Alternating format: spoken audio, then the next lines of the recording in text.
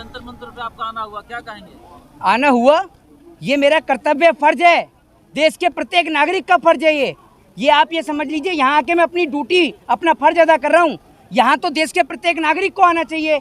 ये बेटियाँ किसी एक परिवार की नहीं है, ये बेटियाँ पूरे देश की हैं, क्योंकि जिसने इस देश के लिए गोल्ड लेके आई, जो भारत देश के तिरंगे को विश्व में लहराने का काम किया, वो देश की बेटियों को पूरा देश सम्मान करता है। तो ये तो मेरा फर्ज है, मेरी ड्यूटी है कि मैं यहाँ रोज आऊँ और देश की बहन बेटियों को यहाँ आकर समर्थन करूँ, सहयोग करूँ। जी, जैसी धाराओं में मुकदमा दर्ज होने के बाद भी सरकार गिरफ्तार नहीं कर रही है, कैसे करेगी? कौन इसमें दोषी नजर आ रहा? अरे कैसे करेगी और क्यों करेगी सरकार, ये बताइए ना आप मुझे। भाई साहब, ब्रजभूषण शरण सिंह के पास में करोड़ों रुपए की संपत्ति है, ठीक है। दूसरी बात ये कि खुद के हेलीकॉप्टर घूमता है उसका। भाई ऐसे अरेस्ट कर लेगी क्या पार्टियों से? बताइए ना, क्यों अरेस्ट करेगी पार्टियों से? भाई नरेंद्र मोदी जी की सुन लीजिए, अरे नरेंद्र मोदी जी की हिम्मत नहीं है मोदी जी की कि मोदी जी बोल सके ब्रजभूषण शरण सिंह के खिलाफ। आज आप ये देखिए, स्मृति ईरानी अपनी बेटी के लिए बोलती हैं, लेकिन देश की बेटियों के लिए नहीं बोलती। देश की बेटियों के लिए आज बीजेपी की कोई नेता मंत्री बोलने को तैयार नहीं है। सबके सब गूंगे बहरे हो चुके हैं, चुप और मौन हो चुके हैं। इनके मुंह से जो है वो आवाज भी नहीं निकल रही है। ये सरकार की बेशर्मी नहीं कहेंगे तो उसे क्या कहेंगे? ऐसा नहीं लग रहा है कि देश में दो तरीके के कानून है, एक अमीरों के लिए, एक गरीबों के लिए? ऐसा लग क्या रहा है? ऐसा है, ऐसा लग क्या रहा है? जिस पॉक्सो एक्ट के तहत अपराधी को, दोषी को 24 घंटे के अंदर गिरफ्तार कर लिया जाना चाहिए, उसमें अब तक गिरफ्तारी नहीं हुई है। उसमें गिरफ्तारी नहीं हुई है। 28-29 से ज्यादा दिन हो गए हैं जी। 1 लाख स्टूडेंट भी हैं जी, और यहाँ पर जो महिला पहलवान बैठी हुई है जी। अब पास्को जैसे धारा के तहत जो स्टेट वाइड है उसमें भी संशोधन किया गया है। इसका विस्तार बताइए लोगों को। देखिए, मैं आपको एक चीज बताता हूँ, पॉक्सो एक्ट के तहत जो मुकदमा दर्ज किया है पुलिस ने, दिल्ली पुलिस ने जो मुकदमा दर्ज किया है, पहली बात तो एफआईआर दर्ज नहीं हो रही थी। एफआईआर जो कि प्रत्येक नागरिक का एक फंडामेंटल राइट है, उस एफआईआर को दर्ज कराने के लिए देश की बेटियों को सुप्रीम कोर्ट का सहारा लेना पड़ा। आप पहली ये चीज देखिए, फंडामेंटल राइट है एफआईआर, हर एक व्यक्ति को अधिकार है कि वो एफआईआर दर्ज करा सके, लेकिन एफआईआर दर्ज नहीं होती है। एफआईआर दर्ज हो जाने के बाद जब पॉक्सो एक्ट के तहत मुकदमा दर्ज होता है तो ये प्रावधान है देश के कानून के अंदर, जुडिशरी के अंदर, कि 24 घंटे के अंदर अपराधी को गिरफ्तार किया जाना चाहिए। उसके बाद उसको कोर्ट के अंदर, जो कोर्ट जो सजा देगा वो सजा को भुगतेगा। लेकिन आप ये देखिए, 24 घंटा तो हो गया, 28, 29, 30 दिन हो गए, लेकिन अब तक सरकार ने उन्हें गिरफ्तार नहीं किया है।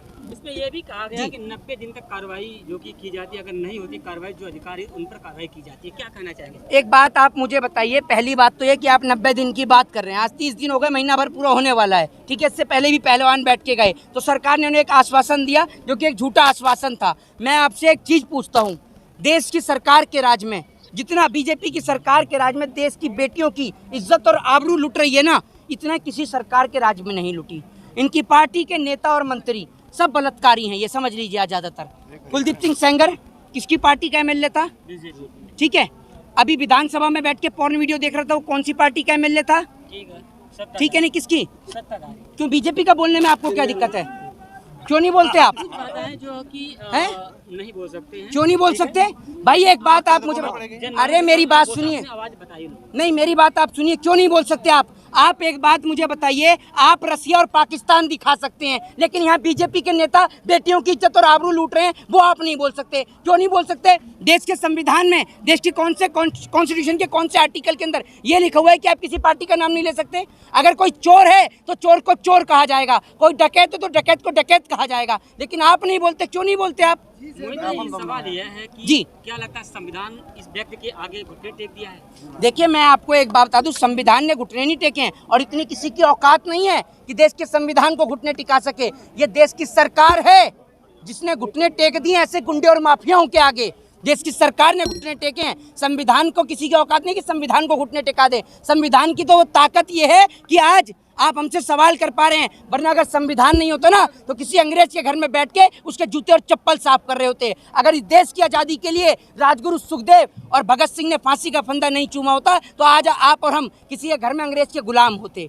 और दूसरी बात ये क्या समझेंगे कि सत्य और अहिंसा क्या चीज़ होती है? जो खुद सुबह सुबह उठ के लाठी और डंडे उठाते हों वो जानते हैं सत्य और अहिंसा क्या होता है? संविधान के तहत इन बेटियों को न्याय मिल जाना चाहिए था, लेकिन लग नहीं रहा सत्ता के अधीन। एक बात मुझे आप ये बताइए, देश के प्रधानमंत्री को कोई फर्क है?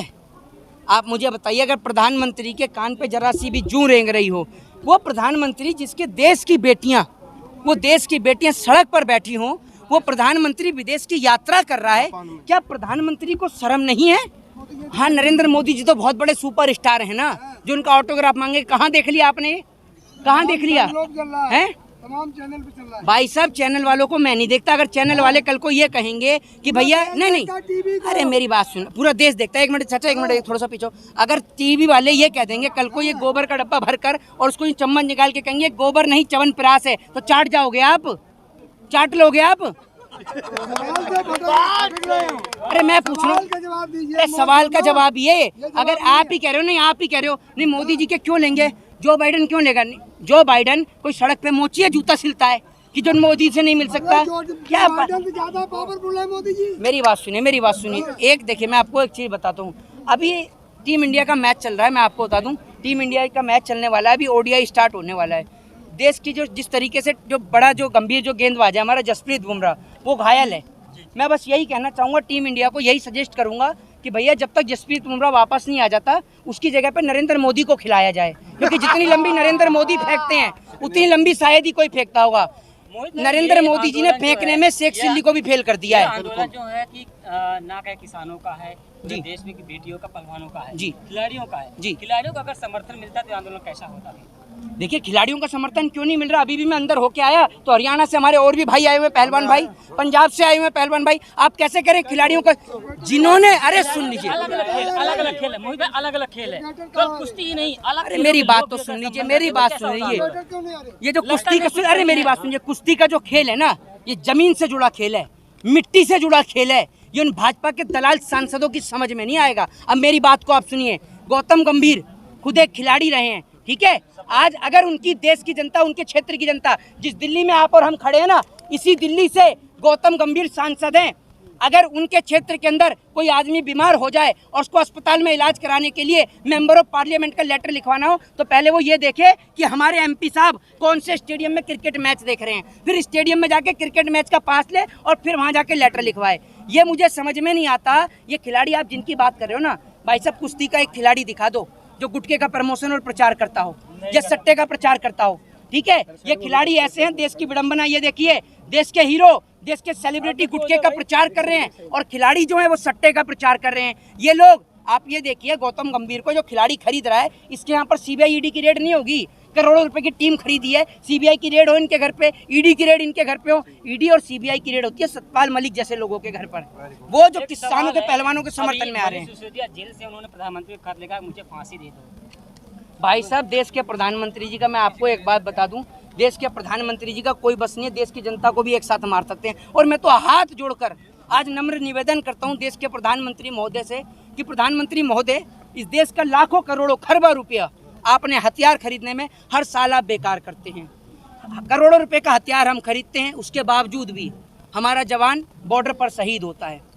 आप करोड़ों रुपए का हथियार खरीदने के बाद भी देश के लोगों को आपस में लड़ाते हो। मैं आपसे आग्रह करूंगा, निवेदन करूंगा कि आप जनता को आपस में लड़ाने से अच्छा है वो जो परमाणु और जो न्यूक्लियर रखे हैं वो हमारे देश पे ही गिर दो। आपस में हमें लड़ाने से अच्छा है कि हम एक बारी में मार दो, एक बारी में मरना चाहते हैं बस।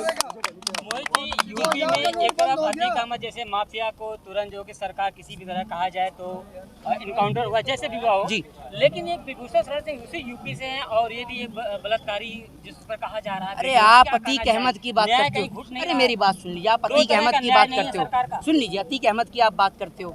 देश के गृह मंत्री क्या हैं? साधु महात्मा थे, बताइए ना आप मुझे। उनके ऊपर तड़ीपार का आरोप भी लगा था। उत्तर प्रदेश के मुख्यमंत्री क्या थे? उनके भी आरोप लगा था। 50 से 60 मुकदमे दर्ज थे उनके ऊपर, जो ठीक है ना, संगीन धाराओं में, संगीन धाराओं, ठीक है। साध्वी प्रज्ञा ठाकुर कौन थी बताइए? ऐसे नेता हैं इनके जिनका ऐसे नहीं, ऐसे नेता नहीं है, सुनिए, बहुत है। क्यों मिला इन्हें? सारे ही नेता ऐसे हैं जिन पे आज तक कोई एफआईआर लगा हुआ है। सारे ही नेता हैं। एक बात आप मुझे बताइए, जनता उन्हें क्यों चुनती है? अखिलेश यादव है, उनके ऊपर कोई एफआईआर नहीं है। मेरी बात आप चलिए, अखिलेश यादव पर एफआईआर नहीं है, मेरी बात नहीं है, लेकिन मोहित जी एक सवाल उठता है, अखिलेश यादव बेटियों के सम्मान के लिए एक शब्द नहीं बोलो। कुलदीप और अखिलेश यादव के बीच क्या रिश्ता कहलाता है? एक बात आप मुझे बताइए, कल उनकी पार्टी के, परसों उनकी पार्टी के जो एमएलए हैं वो यहाँ पर आए हुए थे, जो अतुल प्रधान जी जो हैं मेरठ से, वो यहाँ पर आए हुए थे। आप कैसे कह रहे हैं कि नहीं कह रहे? भाई साहब, जब बात बेटियों के सम्मान की आएगी तो हर एक व्यक्ति बोलेगा। आज भी पंचायत चल रही है, बताइए ना आप मुझे, आप से आया हूं, नहीं, मेरी अपन आप बात एक नहीं बात है, मुझे अब फैसला बताइए होने वाला है। जी, आप साल एक भर बात की लड़ाई है। आप एक बात मुझे बताइए, आप जो बात करते हैं, नरेंद्र मोदी जी बोले जो सत्ता में बैठे हैं, मोदी जी बोले अगर मोदी